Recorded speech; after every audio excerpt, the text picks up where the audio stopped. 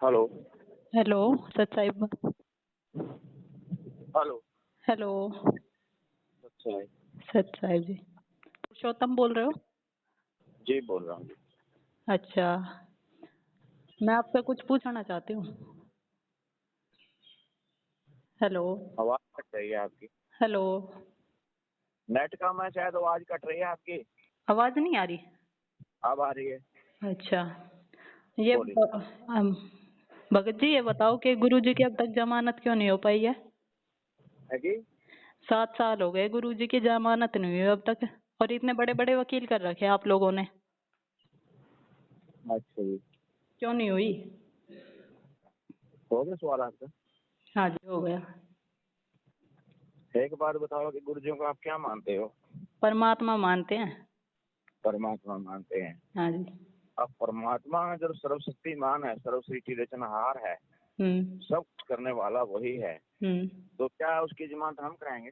तो फिर वकील क्यों कर वो तो रहे हैं? हमारी जमानत है, फिर वो हमारी वकील जमानत वकील करवाएंगे किस काल लिए से, कर रखे लीला हैं? चल इतने रही बड़े बड़े वकील है, वो क्यों कर रखे हैं? है। इतने बड़े बड़े वकील हैं, सब जितने भी है ना, परमात्मा ने दिखाना है हमारे को कि जितना भी कार्यपालिका, न्यायपालिका, विधायक और मीडिया सब चोर हैं। हमारे को दिखाना, प्रैक्टिकली दिखाना है कि सब गंदे हैं। अच्छा, और वकील जो कर रखे फिर हैं, आपने क्यों अब इंटरव्यू दिया? वकील, क्यों कहा कि सुनो, आप गुरुजी के भाई हो? बहन जी पहला मेरी बात सुन लो, या फिर फोन बंद कर दो। बंदी छोड़ सतगुरु रामपाल जी महाराज जी की जय हो। पुण्यात्माओं, यही असर है परमपिता परमेश्वर सतगुरु रामपाल जी महाराज जी के तत्व ज्ञान का, और ये प्रभाव है उस साध संगति का जिससे परमात्मा के बच्चे काफ़ी समय से जुड़े हुए हैं। जो संगत आज से कुछ महीने पहले तक या कुछ वर्ष पहले तक इन लोगों से बातचीत तक नहीं कर सकती थी, इन लोगों के सामने बोलने की हिम्मत तक नहीं होती थी, सतलोक आश्रम मैनेजमेंट हरियाणा जो बरवाला कांड 2014 का मुख्य षड्यंत्रकारी है, काल भगवान की प्रेरणा से इन लोगों के सामने किसी भगत के खड़ा होने की हिम्मत तक नहीं होती थी। आज वही परमपिता परमेश्वर सतगुरु रामपाल जी महाराज जी के ज्ञान आधारी बच्चे इतने दृढ़ हो चुके हैं परमात्मा जी के सत्संग सुन सुन के, साध संगति कर करके आज वही खुल के सवाल कर रहे हैं। बच्चा बच्चा इन काल एजेंटों से सवाल कर रहा है, इनसे इन्हीं के द्वारा की गई बरवाला कांड वाली मनमानी और घटिया हरकतों के ऊपर सवाल कर रहा है, और इन काल एजेंटों को जवाब देने भाड़ी पड़ रहे हैं।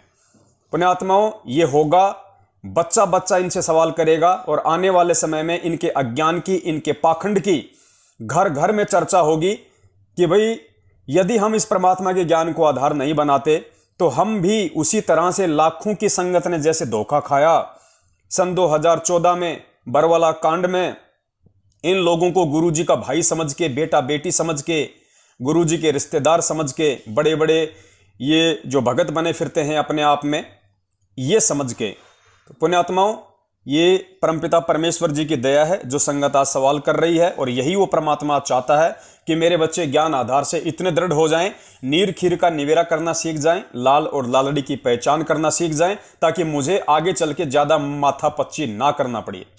और यही परमात्मा की वाणी कहती है कि कहे कबीर सोए जन मेरा, जो नीर खीर का करे निवेरा। तो हमारी एक बहन है ये दिल्ली से, और बहन ने हिम्मत की, बहुत सारी बहनें हिम्मत कर रही हैं, आए दिन इन लोगों से सवाल करती हैं, जवाब देना इनको भारी पड़ जाता है। ज्ञान आधार से बहन ने पुरुषोत्तम सैनी कुरुक्षेत्र हरियाणा वाले को फोन किया, जो कि कुरुक्षेत्र के 5 एकड़ जमीन में संगत के दान से ज्योति पाठ और जो खुला दान जो संगत से लूटा जा रहा है, परमपिता परमेश्वर सतगुरु रामपाल जी महाराज जी के पीठ पीछे उनके आदेशों की आड़ में जो दान लूटा जा रहा है संगत से, उससे कुरुक्षेत्र में फर्जी आश्रम बन रहा है। और ये जो पुरुषोत्तम सैनी है ये वहां का संचालक है, क्योंकि इसका खुद का भी बिल्डिंग कंस्ट्रक्शन का काम है। मतलब ये बिल्डिंग में जो मटेरियल यूज लिया जाता है, ईंट, रोड़े, बजरी, पत्थर, सीमेंट, इसका खुद का भी काम है। तो काफी पैसा ये इस बहाने भी इस आश्रम से ये कमाएगा, कई लाखों में ये रुपए कमाएगा, क्योंकि खुद ये सप्लाई करेगा, खुद ही ये सारा काम करेगा। एक नंबर के एजेंट हैं ये लोग, ये दलाल हैं, सामाजिक तौर पे भी और आध्यात्मिक तौर पे भी ये काल भगवान के एजेंट हैं, ये उसके दलाल हैं। हर तरीके से संगत को ये लूटेंगे, ये खाएंगे।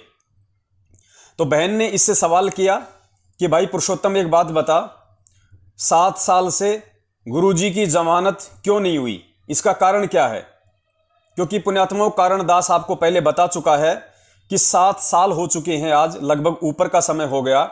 सतलोक आश्रम मैनेजमेंट हरियाणा वालों ने, गुरुजी के कलयुगी परिवार वालों ने आज तक गुरुजी की एक बार भी जमानत के लिए अर्जी नहीं लगाई है, एक बार भी कि हम संत रामपाल जी महाराज जी के लिए जमानत की अर्जी लगाएं, एक बार भी इन्होंने आज तक, आज 21 अगस्त 2021 है, आज तक इन लोगों ने गुरुजी की एक बार भी कोर्ट में जमानत अर्जी नहीं लगाई है। तो बहन ने सवाल किया, भाई 7 साल हो गई, तुम इतनी बड़ी बड़ी डींग मारा करते थे, इतने बड़े बड़े तुम जो है तुर्रे फेंका करते थे संगत में कि ज्यादा से ज्यादा दान करो, बढ़ चढ़ के दान करो, हम गुरुजी की जमानत करवाएंगे, हम गुरुजी के मुकदमों के लिए वकील करेंगे, लेकिन आज तक गुरुजी की जमानत तक नहीं लगी है, जो संगत इनको अरबों खरबों में अंधी होकर दान दे चुकी है। तो बहन ने सवाल किया, भैया गुरुजी की जमानत क्यों नहीं हुई? तो पुरुषोत्तम सैनी कुरुक्षेत्र वाले सारनामी बहन से कह रहे हैं कि हो गया तेरा सवाल, अब मेरी सुन, गुरुजी को क्या मानते हो आप? तो बहन ने कहा, भैया परमात्मा मानते हैं। तो कुरुक्षेत्र के फर्जी नामदान संचालक पुरुषोत्तम सैनी जी आगे कहते हैं, अरे वो परमात्मा है तो फिर परमात्मा की जमानत कौन करवा सकता है? तो बहन ने कहा, फिर वकील किस लिए कर रखे?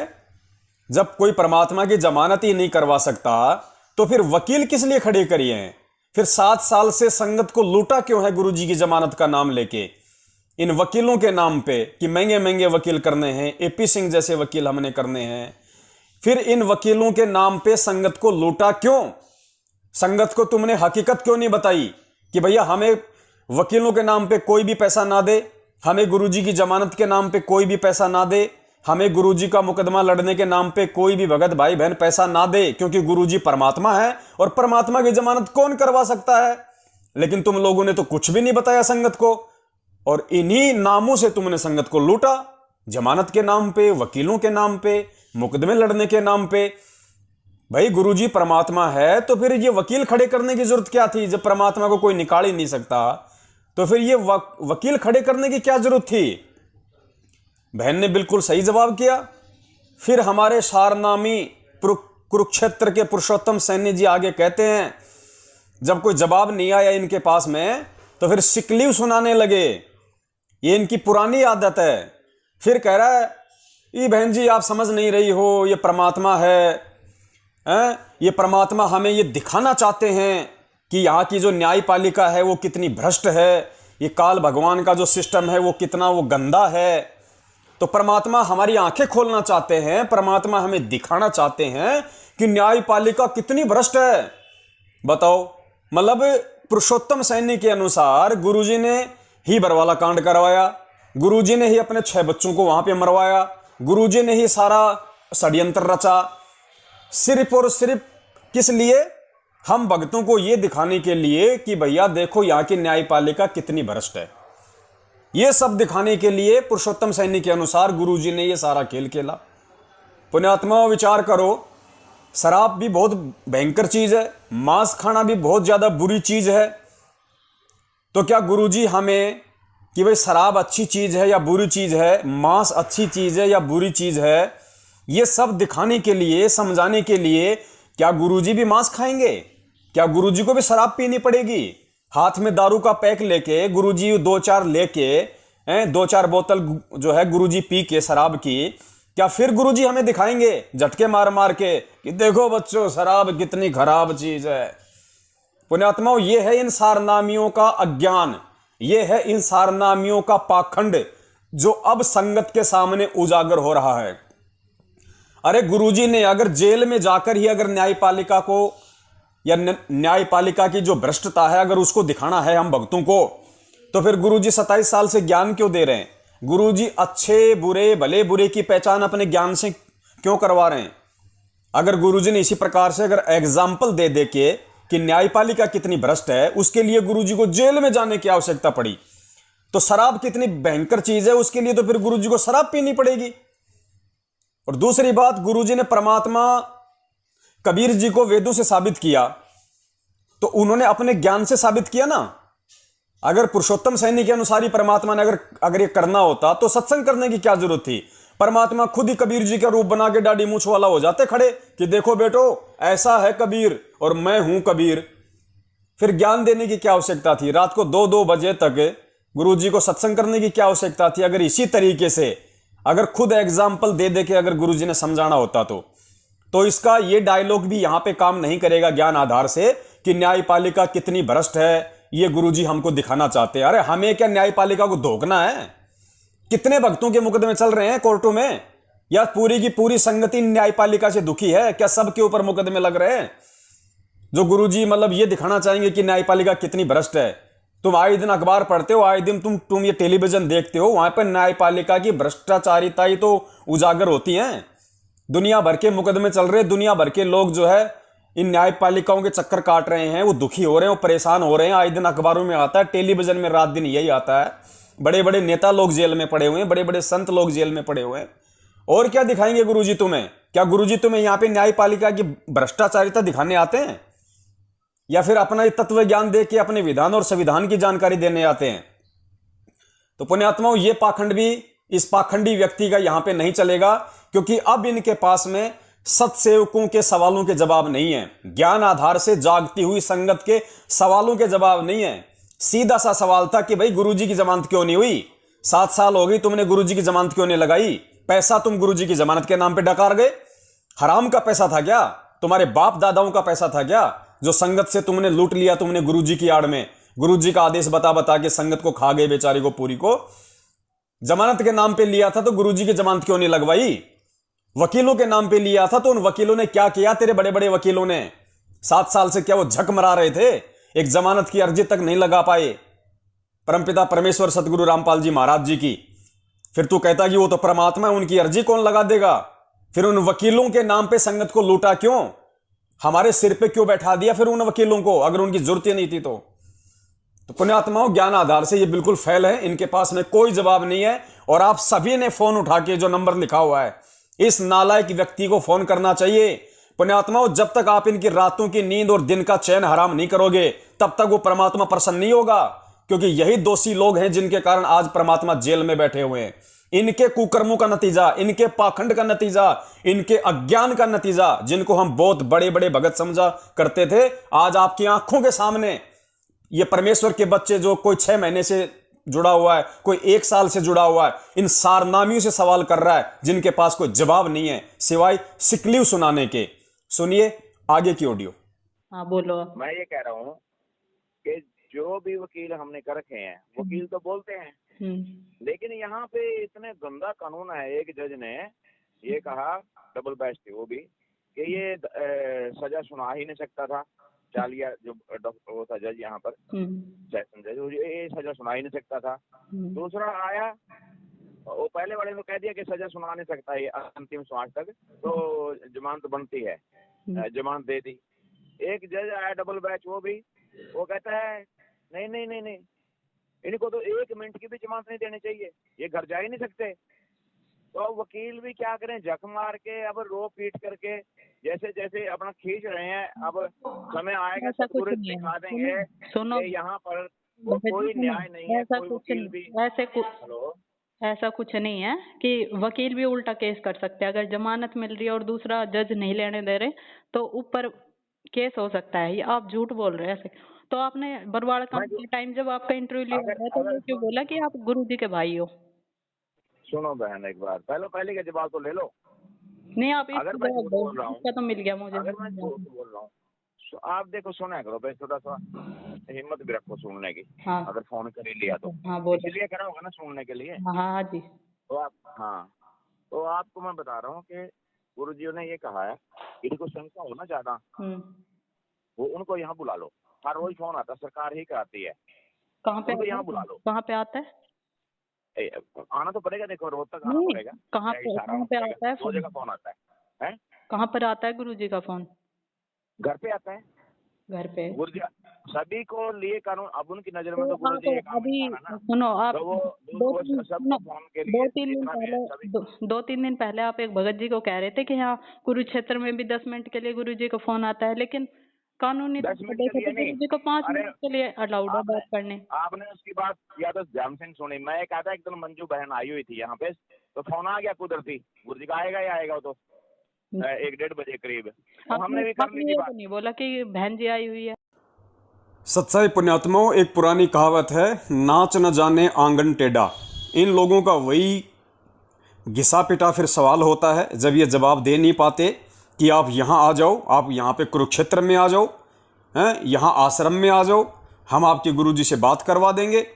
पुण्यात्माओं, चलिए आज तो गुरुजी हैं यहाँ पे, आज तो ये बात करवा देंगे, कोई बड़ी बात नहीं है। कहाँ बात करवाएंगे, किससे बात करवाएंगे, आज तो ये बात करवा देंगे। कल को फिर गुरुजी जब सतलोक चले जाएंगे, और उसके बाद ये तो काल भगवान का लोक है, यहाँ तो नित नए बखेड़े होंगे।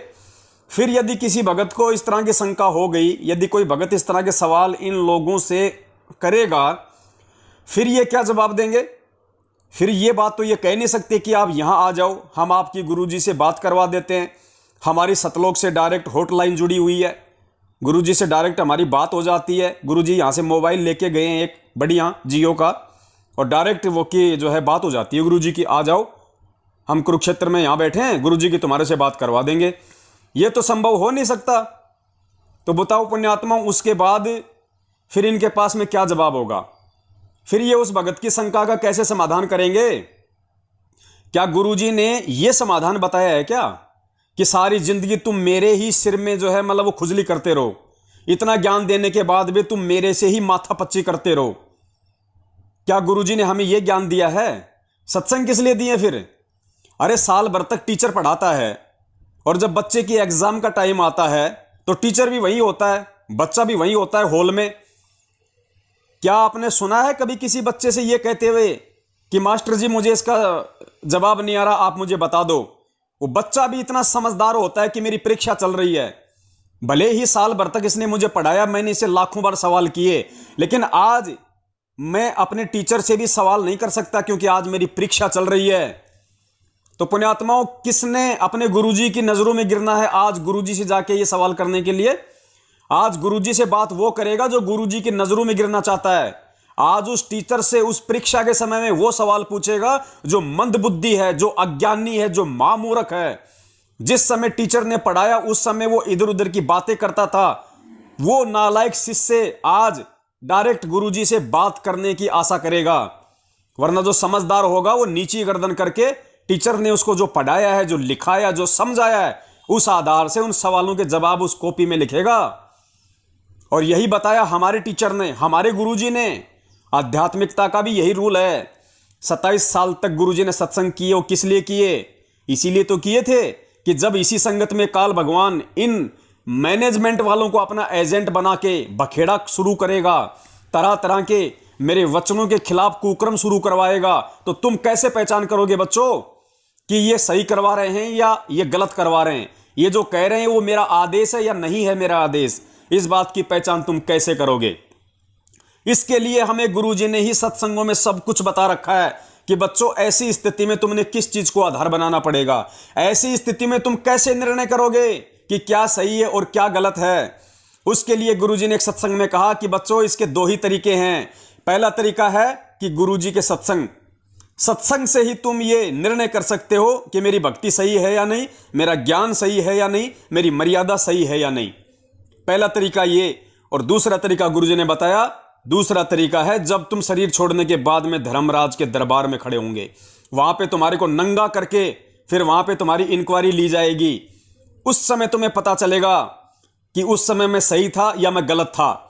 मैंने जो राजनीति की, मैंने जो आरक्षणबाजी की, मैंने जो उन कुपात्रों को ज्योति पाठ और दान का पैसा दिया जिस समय में मेरा गुरु जेल में बैठा हुआ था, मैंने उनके कहने पे गुंडों की सीबीआई जांच करवाई, मैंने उनके कहने पे पता नहीं कितनी रैलियां, धरने और प्रदर्शनों में शामिल हुआ, उनके कहने से मैं जाटों को आरक्षण दिलाने के लिए जिससे मेरा कोई लेना देना नहीं, मैं उनके आरक्षण में शामिल हुआ। ये सारी बातें फिर धर्मराज के दरबार में मालूम पड़ेगी कि मैं सही था या गलत था। लेकिन गुरुजी ने कहा कि वहां फिर तेरे को अपनी भूल सुधार का मौका नहीं मिलेगा। तो पुण्यात्माओं, ये सारनामी, ये फर्जी, ये पाखंडी लोग, ये खुद तो पाखंडी हैं, खुद ये अज्ञानी हैं। भक्ति मार्ग का कह का ज्ञान इन्होंने गुरुदेव से लिया नहीं। आज ये हमारे को शिक्षा दे रहे हैं, हमारे को उल्टा पाठ पढ़ा रहे हैं। जो पाठ पूरी जिंदगी इन लोगों ने पढ़ा महेंद्र भगोड़े की संगति करके, ना कि गुरुदेव के सत्संगों की। आज ये वही कुक्रम हमसे करवाना चाहता है, हमें भी अपने गुरुदेव की नजरों में गिराना चाहता है उस टेलीफोन से बात करवा के। अरे अगर हमने बात की और हमने सवाल किए तो पहली बात तो उस परमात्मा का विधान कहता है कि गुरु के सन्मुख वचन ना कहिए, सो शिष्य रहनी सहनी सुख लहै। गुरु के सम्मुख अपने गुरु से सवाल जवाब नहीं किए जाते कि गुरु जी ये आपका आदेश है कि नहीं है, ये नामदान केंद्र आपने खोले कि नहीं खोले, ये लोग हमसे ज्योति पाठ का दान का जो पैसा ले रहे हैं ये आपका आदेश है कि नहीं है, ये ऑनलाइन नाम दीक्षा दे रहे हैं, ये डीवीडी से फर्जी दीक्षा दे रहे हैं, जगह जगह ये फर्जी आश्रम बना रहे हैं, गुरुजी ये आपका आदेश है या नहीं है। तो पुण्यात्माओं, गुरुदेव ने तो सारा सब कुछ निष्कर्ष निकाल के सत्संगों में दे दिया ना। अरे नंबर 1, अगर हम ये पूछेंगे कि गुरुजी ये आश्रम जो बन रहे हैं जगह जगह ये आपका आदेश है या नहीं है, तो गुरुजी ने सत्संग में इसका निर्णय निकाल के दिया हुआ है। अगर ढंग से हमने सत्संग सुने होते तो सुनिए ये परमात्मा का सत्संग, जिसमें परमेश्वर ने स्पष्ट रूप से कहा है इन फर्जी संतों के विषय में। ये जो जितने भी जो नकली संत थे, जिन्होंने एक एक शहर में एक एक स्टेट में 25-25 आश्रम खोल रखे थे, गुरुजी ने इनके विषय में कहा कि इन्होंने एक एक शहर में 25-25 आश्रम खोल रखे हैं। इन पाखंडियों ने, ये संतों के काम नहीं होते, क्या जरूरत थी इनको इतने आश्रम खोलने की। अपना एक आश्रम रखा है और सारे भाई बहन अपने प्यार से रहो, मालिक की सेवा करो, परमात्मा की चर्चा करो। इनके अंदर तो राग द्वेष और ईर्ष्या भरी हुई है। 25-25 इन्होंने आश्रम खोल दिए। ये गुरुदेव के वचन है उन नकली संतों के लिए। तो पुण्यात्माओं विचार करो, क्या वही परम संत, क्या वही सतगुरु रामपाल जी महाराज आज जगह जगह ये फर्जी आश्रम खुलवा के, जगह जगह फर्जी नामदान केंद्र खुलवा के, एक एक शहर में ये 25-25 नामदान केंद्र खुलवा के एक एक स्टेट में, क्या वो परमात्मा अपने ही विधान को तोड़ेगा? क्या वो परमात्मा अपनी ही कही गई बातों को झूठा साबित करेगा? पुण्यात्माओं, ये दोगला आचरण गुरुदेव नहीं कर सकते।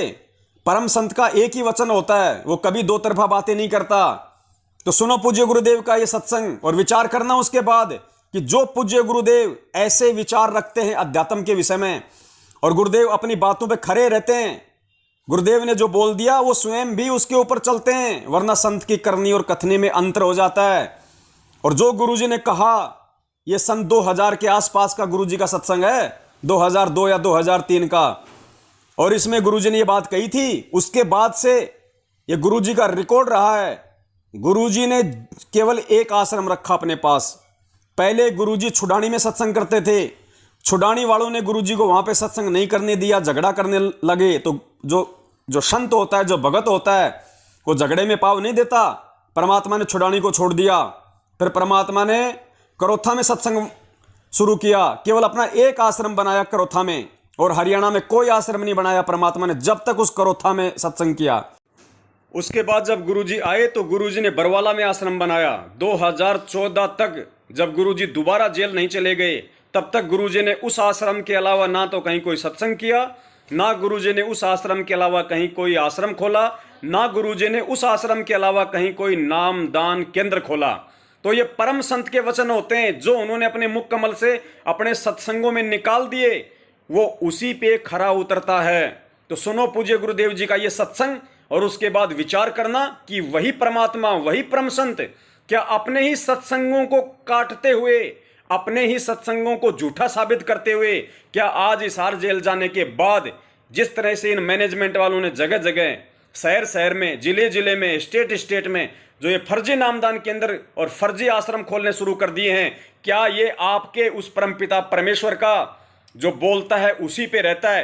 क्या ये उनके वचन हो सकते हैं? क्या ये उनका आदेश हो सकता है? इन सब का निष्कर्ष, इन सब का निर्णय आपने पुण्यात्माओं आज गुरुजी के हिसार जेल में रहते सहते उनके सत्संगों को आधार बना के, उनको ज्ञान के आधार बना के स्वयं ही करना पड़ेगा, वरना मार खा जाओगे। इसी बात की परमात्मा हिसार जेल में बैठ के आज परीक्षा ले रहा है कि जो मेरा हंस होगा वो मेरे बाहर आने से पहले पहले वो निर्णय कर लेगा, सच और झूठ का निर्णय कर लेगा, सच का साथ देगा, साध संगति से जुड़ेगा, सत्सेवकों के साथ जुड़ेगा, झूठ का साथ छोड़ देगा, मैनेजमेंट का साथ छोड़ देगा, मेरे कलयुगी परिवार का साथ छोड़ देगा। सुनिए पूज्य गुरुदेव जी का सत्संग और फिर विचार कीजिए ज्ञान आधार से, क्या ये परम संत अपने ही सत्संगों के विरुद्ध इनको आदेश देके जगह जगह ये फर्जी नामदान केंद्र खुलवाएगा?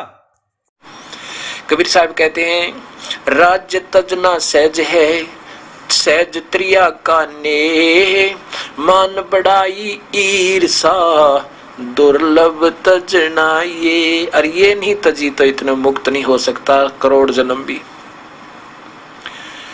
प्रभु की प्रेरणा पाकर राज्य भी छोड़ सकता है, अपने प्रिय से प्रिय पत्नी को भी त्याग सकता है। फिर ये राग और द्वेष मान बढ़ाई ये नहीं छोड़ सकता। जब तक ये नहीं छूटेगी तब तक प्रभु नहीं मिल सकता। मान बढ़ाई से हैं दूर, आजिज के हैं सदा हजूर। हमने तो दास और कुत्ता बनकर रहना पड़ेगा प्रभु का।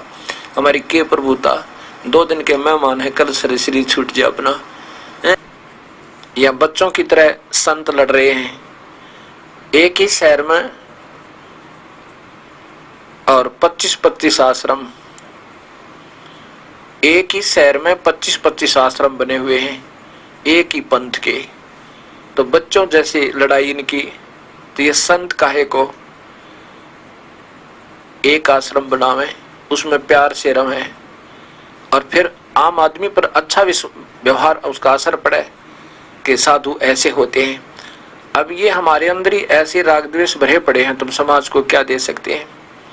इस प्रकार हमने इन बातों को पुनः विचार करना पड़ेगा और तभी हम प्रभु को पा सकते हैं। ये बच्चों वाली लड़ाई संत नहीं किया करते, ये हमने त्यागनी होगी, तभी हम प्रभु पा सकते हैं।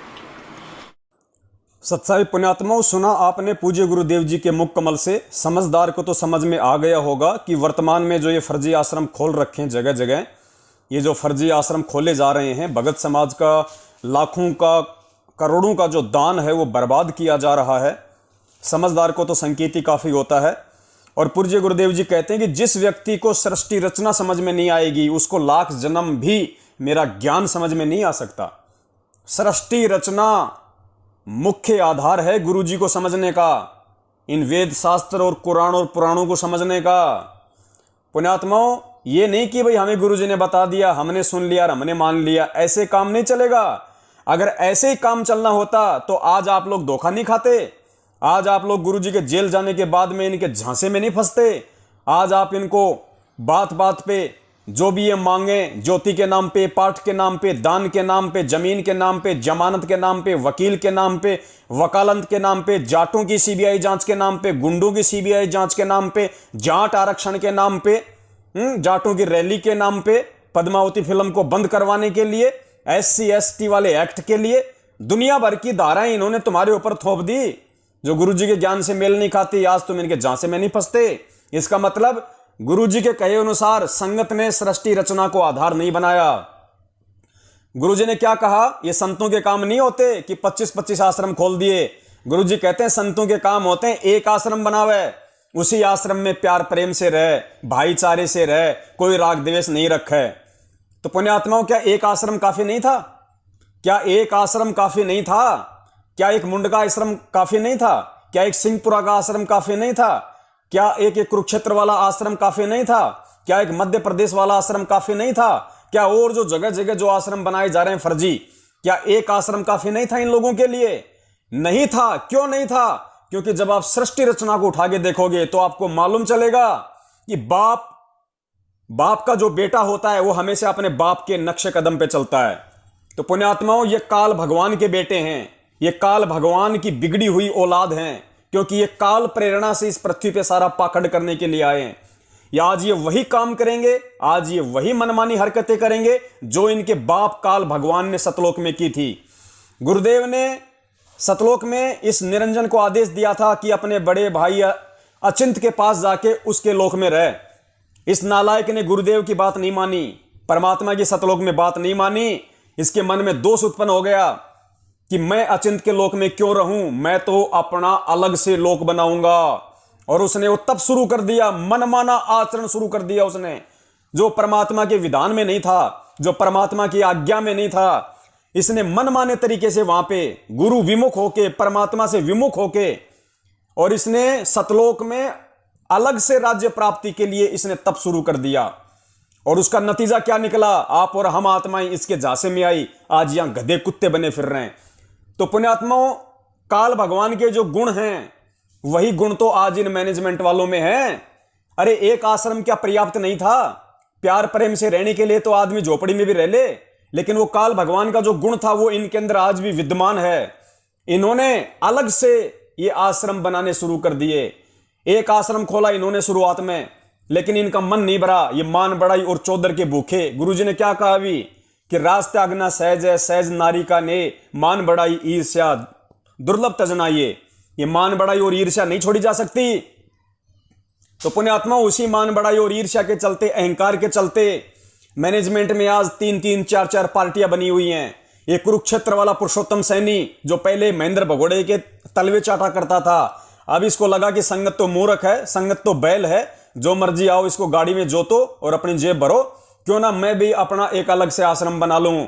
इसने महेंद्र से बगावत कर दी। फिर महेंद्र ने सोचा कि अगर बात संगत में फैलेगी, ना इसका पेट भरेगा ना मेरा भरेगा, क्यों ना इसको अलग से राज्य दे दूं।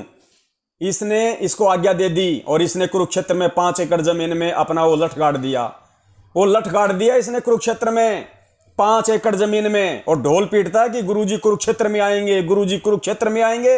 अरे भैंस की पूंछ आएंगे गुरुजी कुरुक्षेत्र में। तेरा 5 एकड़ का आश्रम है तेरा, वो 5 एकड़ में तो हमारे बरवाड़ा आश्रम में भक्तों के लैट्रिन बाथरूम भी थे। 5 एकड़ से ज्यादा में तो भक्तों के लिए लैट्रिन आश्रम, वो बाथरूम और लैट्रिन बने हुए थे, वो भी थोड़ा पड़ता था। 16 एकड़ का आश्रम था बरवाला का, जहां गुरुजी रहा करते थे, सत्संग किया करते थे, इतनी संगत आती थी। 5 एकड़ में तो माता बहनों के और भाई बहनों के लैट्रिन बाथरूम बने हुए थे।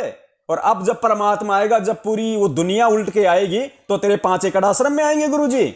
ये ऐसे मूर्ख बनाते हैं बेचारे भोले भगत समाज को। तो पुण्यात्माओं, विचार आपने करना है। आपने गुरुदेव जी के इस सत्संग रूपी आदेश को फॉलो करके अपने घर को ही अपना आश्रम बनाना है, या इन फर्जी आश्रमों में जाके अपना जीवन बर्बाद करना है।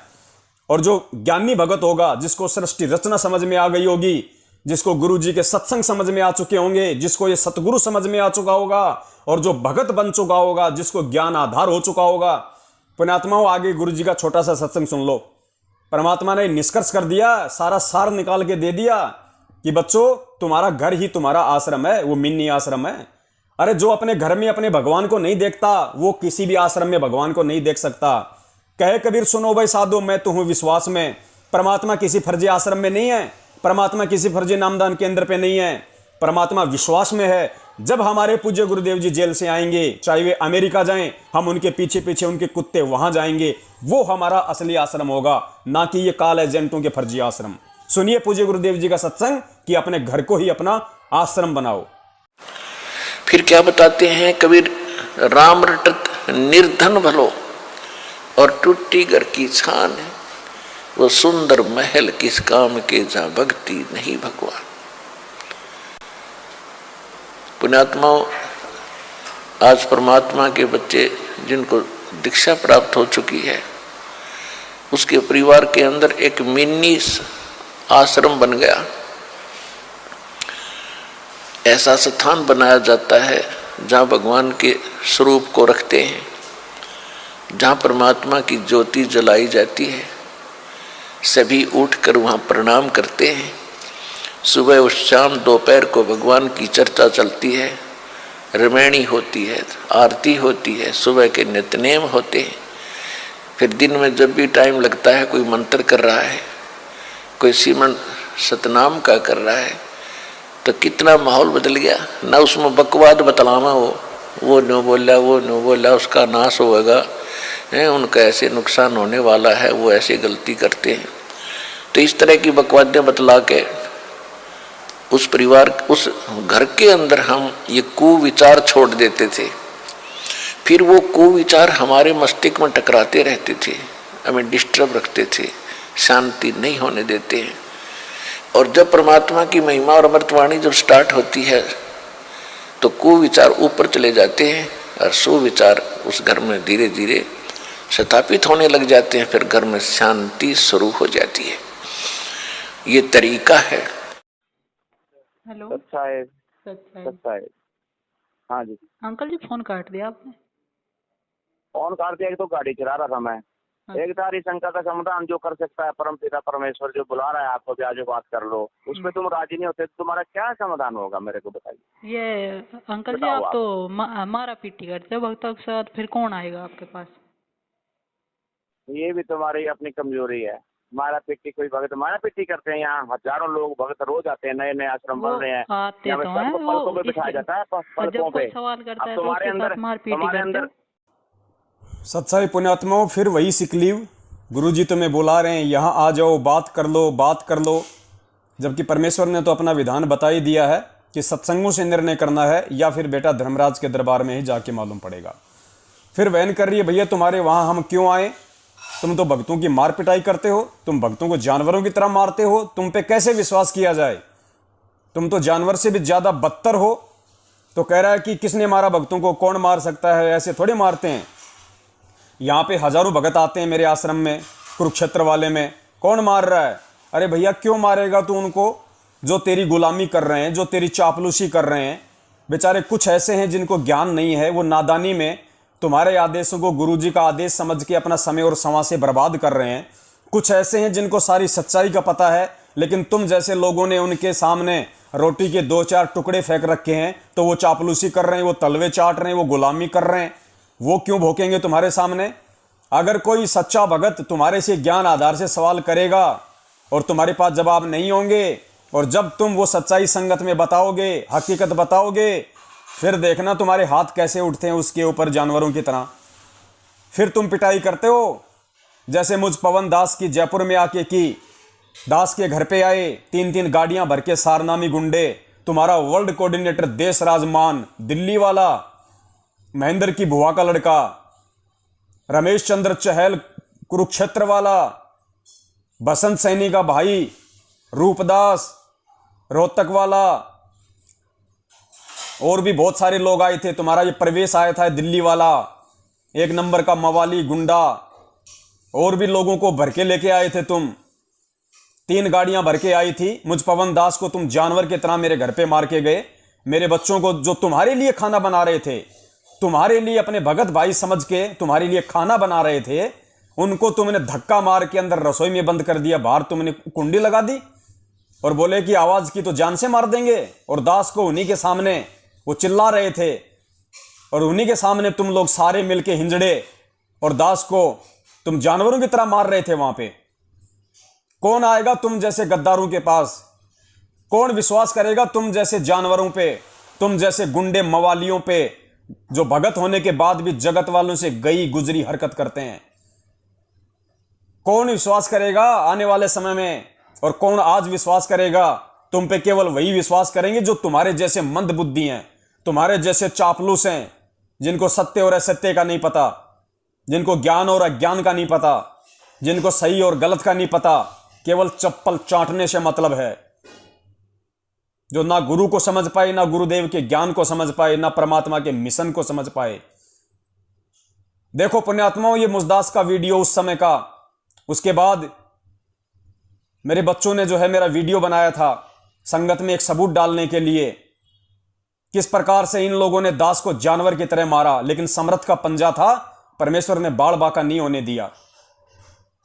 छोड़ सतगुरु रामपाल जी महाराज जी की जय हो। परमात्मा की सही प्यारी क्या हुआ था? ये करीब 2-3 दिन से यहाँ बैठे हैं ये लोग। दास के पास में जो प्रवेश भगत है एक दिल्ली वाला, क्लिप ले रहे हैं, मैं कर रहा हूं। उसका दास के पास में फोन आया था 2 दिन पहले कि हम आपसे जयपुर में मिलना चाहते हैं, हम आपसे मीटिंग करना चाहते हैं, और आप ये जो बरवाला कांड की जो सच्चाई की जो पुस्तक आपने छापी है, जो कलियुगी भाई की साजिश बरवाला कांड, इसको आप भक्तों में बांटना बंद कर दो और आप जाके एक बार आप गुरुजी से मिल लो, हम आपको गुरुजी के पास में लेके चलेंगे।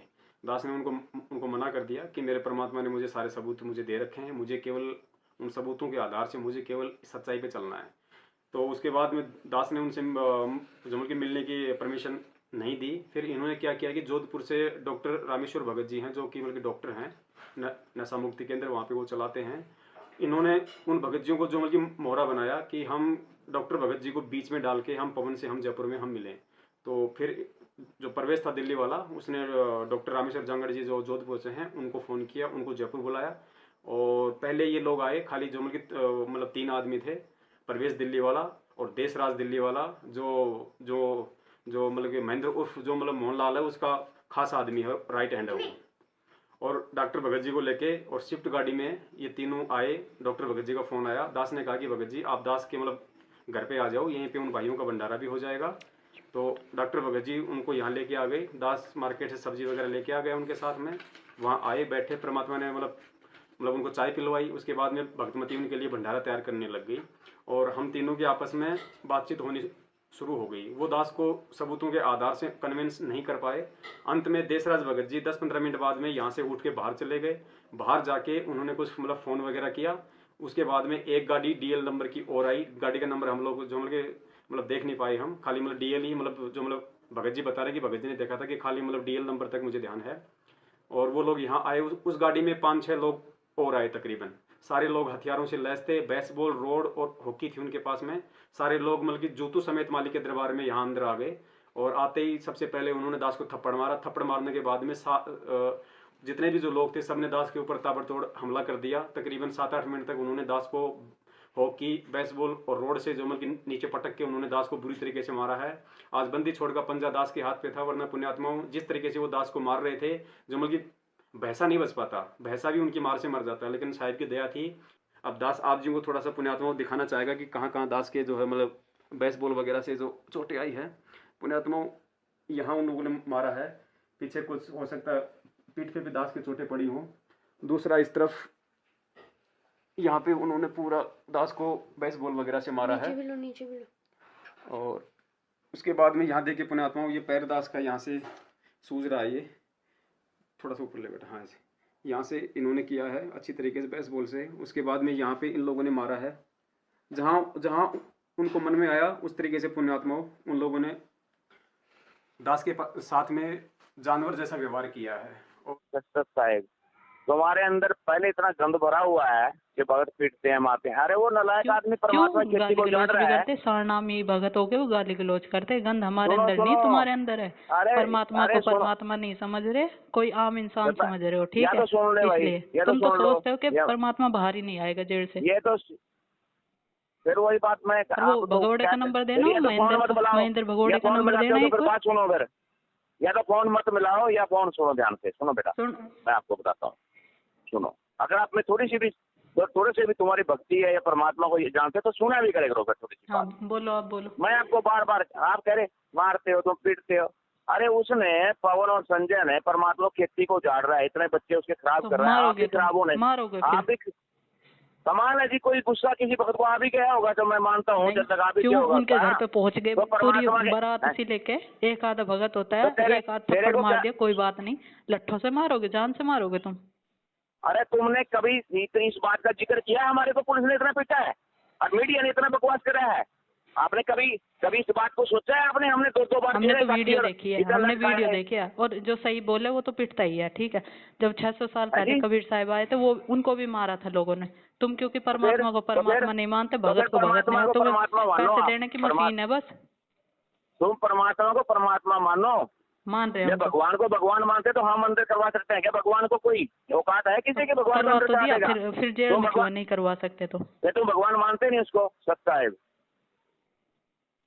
सत्साहिब करते रहते हो। सत्साहिब का मतलब भी पता है आपको? सत्साहिब पुण्यात्माओं, अंत में इन कॉल एजेंटों की वही पुरानी घिसी पीटी आदत, फ़ोन काट के भाग जाना। बहन ने जब सवाल किया लास्ट में कि भाई तुम भगत थे, क्यों मारा उसको इस तरह जानवर से? ये गुरुजी के आदेश हैं, गुरुजी बोलते हैं। कभी बोला 1-2 मार भी दी होगी किसी ने, क्यों मार दी होगी 1-2 किसी ने? ऐसे जानवर, तुम जानवर की तरह मारोगे तुम किसी को? क्या तुम्हारे पास में ज्ञान नहीं है, दिमाग नहीं है समझाने के लिए, जो तुम लोगों ने गुंडों की तरह हथियार उठा लिए? लेकिन पुण्यात्माओं, परमात्मा की विशेष दया थी संगत के ऊपर, जो इस तरह की ये जो घटिया हरकतें इन लोगों ने काल प्रेरणा से की है, ये परमात्मा इनके अज्ञान, इनका पाखंड, इनका घटियापन, ये कितने भगत हैं, कितना इनको ज्ञान है, कितने ये इंसान हैं, ये बात परमात्मा ने संगत को आज दिखानी थी, समझानी थी। वो संगत जो गुरुजी के ज्ञान से इनकी पहचान नहीं कर पा रही थी, परमात्मा ने इस घटना के माध्यम से संगत की आंखें खोलनी थी।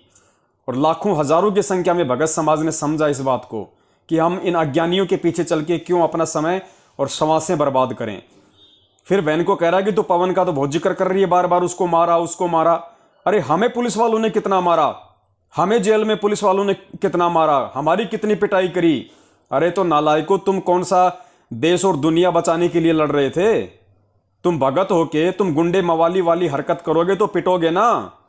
तुम भगत होके तुम भक्तों को काले कपड़े पहनाओगे, बेचारों को उनके हाथों में लठ पत्थर डंडे पेट्रोल बम पकड़ा के पुलिस वालों के सामने खड़ा करोगे गुरुजी के ज्ञान के विरुद्ध, तो तुम्हारे लठ नहीं पड़ेंगे तो क्या फूल बरसाएंगे? घटिया हरकत करोगे, मनमानी हरकत करोगे, काल भगवान के एजेंट बन के उसकी सेवा करोगे तो तुम्हारे के ऊपर कोई अमृत छिड़का जाएगा क्या?